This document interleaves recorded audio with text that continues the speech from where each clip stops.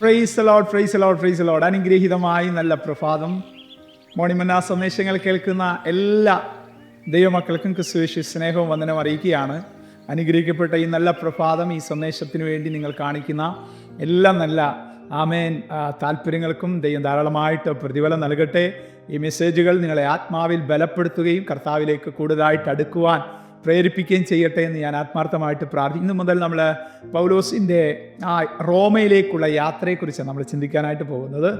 അപ്പോസ്തല പ്രവൃത്തി 19 അധ്യായം മുതൽ 28 അധ്യായം വരെ പൗലോസിൻ്റെ റോമയിലേക്കുള്ള യാത്രയുമായിട്ട് ബന്ധപ്പെട്ടുള്ളതാണ്. അതിലൊന്നാമത്തെ ഭാഗം ഞാൻ ഇന്ന് നിങ്ങളോട് പറയാൻ ആഗ്രഹിക്കുന്നു. ആ ചിന്ത ഇങ്ങനെ: നമ്മുടെ നല്ല ആഗ്രഹങ്ങളെ, നമ്മുടെ നല്ല താല്പര്യങ്ങളെ ദൈവം മാനിക്കും കേട്ടോ.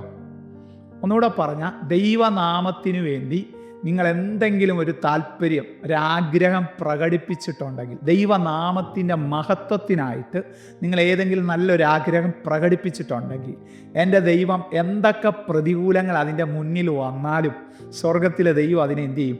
എടുത്ത് കളഞ്ഞ് നിങ്ങളുടെ കൂടെ നിന്ന് ആ താല്പര്യത്തെ മാനിക്കും. എന്താ കാരണം? നമ്മൾ നിൽക്കുന്ന കർത്താവിനോട് കൂടെ അങ്ങനെ നിൽക്കുകയാണ്. പുതിയ നിയമത്തിലെയും പഴയ നിയമത്തിലെയും ചിന്തകൾ ഒരുമിച്ച് ചേർത്താണ് നമ്മൾ ഇന്ന് പഠിക്കുന്നത്. ആമേൻ. വായിക്കാൻ പോകുന്നു. 19 അധ്യായം, അപ്പോസ്തല പ്രവൃത്തി 19 അധ്യായം, അതിൻ്റെ 21 വാക്യം.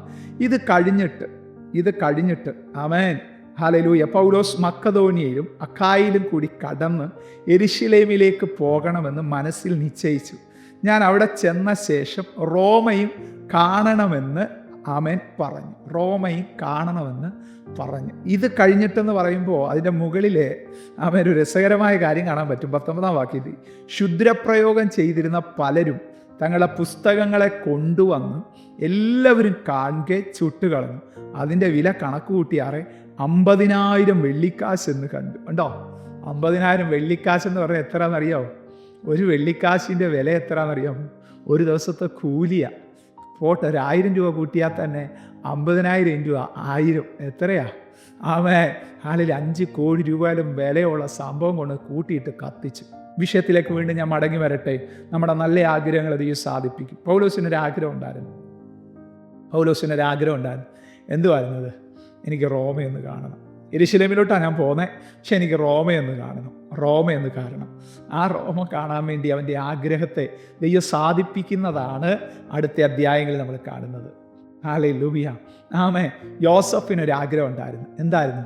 ഈ കാരാഗ്രഹത്തിനകത്ത് നിന്ന് എനിക്ക് പുറത്തു വരണം. ഈ പ്രതിസന്ധിക്കകത്ത് എനിക്ക് പുറത്തു വരണം. ഞാൻ പുറത്തു വരാൻ എന്നെ സഹായിക്കുമെന്ന് പ്രതീക്ഷിച്ച പാനപാത്രവാഹം പോലും എന്നെ മറന്നു കളഞ്ഞു. പക്ഷേ ദൈവം എൻ്റെ കൂടെ ഉള്ളത് കൊണ്ട് എനിക്കറിയാം, ഇന്നല്ലെങ്കിൽ നാളെ ഞാൻ പുറത്തു വരുവാൻ ഇടയായി തീരും. ഹല്ലേലൂയ. നോക്കിയേ, അപ്രതീക്ഷിതമായൊരു സമയത്ത്, ഒരു സാധ്യതയും ഇല്ലാതിരുന്ന സമയത്ത്, സകല പ്രതീക്ഷകളും അവസാനിച്ചിരുന്ന സമയത്ത് സ്വർഗത്തിലെ ദൈവം അവനെ രാജവസ്ത്രം ധരിപ്പിച്ചു. ഹല്ലേലൂയ. നിങ്ങൾ നോക്കിയേ, ക്ഷൗരം ചെയ്യിപ്പിച്ച് രാജാവിൻ്റെ മുമ്പിൽ നിൽക്കണേ സാധാരണ വസ്ത്രം കൊണ്ടാവുന്നു അല്ല, അവനെ നല്ല വസ്ത്രം. ആർക്കും നോക്കിയേ, അപ്പൻ കൊടുത്ത നിലയെങ്കിൽ സഹോദരന്മാർ വലിച്ചു കീറിയില്ലേ? ആടിൻ്റെ ചോര മുക്കിയിട്ട് അപ്പച്ചനെ കൊണ്ട് കാണിച്ചിട്ട് അവനെ കരയിപ്പിച്ചുകൊണ്ടിരിക്കുക. അടുത്തത് ആമേൻ, ഹല്ലേലൂയ, ആ ചന്തയിൽ, അടിമച്ചന്തയിൽ ഇശ്മായിലെ കച്ചവടക്കാരവനെ ധരിപ്പിച്ച വസ്ത്രം എന്ത് ചെയ്ത്? ആമേൻ, പൊത്തിപ്പേറിൻ്റെ ഭാര്യ വലിച്ചു കീറിയില്ലേ? ഹല്ലേലൂയ. മൂന്നാമതായിട്ട് ഹല്ലേലൂയ, കാരാഗ്രഹത്തിനകത്ത് ഇപ്പോൾ അവൻ തടവുള്ളിയുടെ വസ്ത്രം ധരിച്ചുകൊണ്ട് നിൽക്കുക. ഒരു പ്രതീക്ഷയും ഇല്ലാതിരിക്കുന്ന സമയത്ത് സ്വർഗത്തിലെ ദൈവം ഇറങ്ങി വന്ന് ആ കുണ്ടറയ്ക്കകത്ത് നിന്ന് അവനെ വിടുവിച്ച് അവൻ്റെ ആഗ്രഹത്തെ സാധിപ്പിച്ചെങ്കിൽ, അവനോട് പറഞ്ഞ വാഗ്ദത്തങ്ങളെ നിറവേറ്റിയെങ്കിൽ, ഇതെന്നോട് നിങ്ങളോടുള്ള ദൂതാ. ദൈവം കൂടിയിരുന്നാൽ മതി. കണ്ണടയ്ക്കാൻ നമുക്ക് ഒരുമിച്ച് പ്രാർത്ഥിക്കാം. കരുണയുള്ള ദൈവമേ, സ്വർഗീയ പിതാവേ, അനുഗ്രഹിക്കപ്പെട്ട ഈ നല്ല പ്രഭാതം, ഈ സന്ദേശം കേട്ടുകൊണ്ടിരിക്കുന്ന ലോകത്തിൻ്റെ ഏത് കോണിൽ നിന്നും വളരെ തകർന്ന ഹൃദയത്തോട്, വേദനയോടെ ഈ മെസ്സേജ് കേട്ടുകൊണ്ടിരിക്കുന്നവരുടെ ദൈവശക്തി ഇപ്പോൾ വ്യാപരിക്കട്ടെ.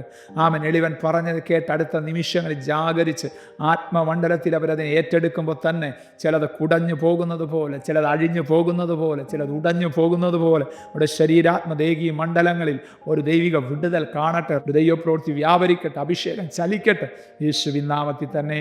ആമേൻ. God bless you. ദൈവം നിങ്ങളെ അനുഗ്രഹിക്കട്ടെ. Praise the Lord. മോർണിംഗ് മന്ന സന്ദേശം ശ്രവിച്ചുകൊണ്ടിരുന്ന എല്ലാ ദൈവമക്കൾക്കും സ്നേഹവന്ദനം. പാസ്റ്റർ ബിനു വട്ടപ്പാറ. ഈ ദൈവവചന സന്ദേശങ്ങൾ തുടർമാനമായി ലഭിക്കുന്നതിനായി 9745600023 എന്ന വാട്സാപ്പ് നമ്പറിൽ ബന്ധപ്പെടാവുന്നതാണ്. നമ്പർ ഒരു പ്രാവശ്യം കൂടി ആവർത്തിക്കുന്നു: 97 45 60 00 23. ദൈവം നമ്മേവരെയും അനുഗ്രഹിക്കട്ടെ. God bless U.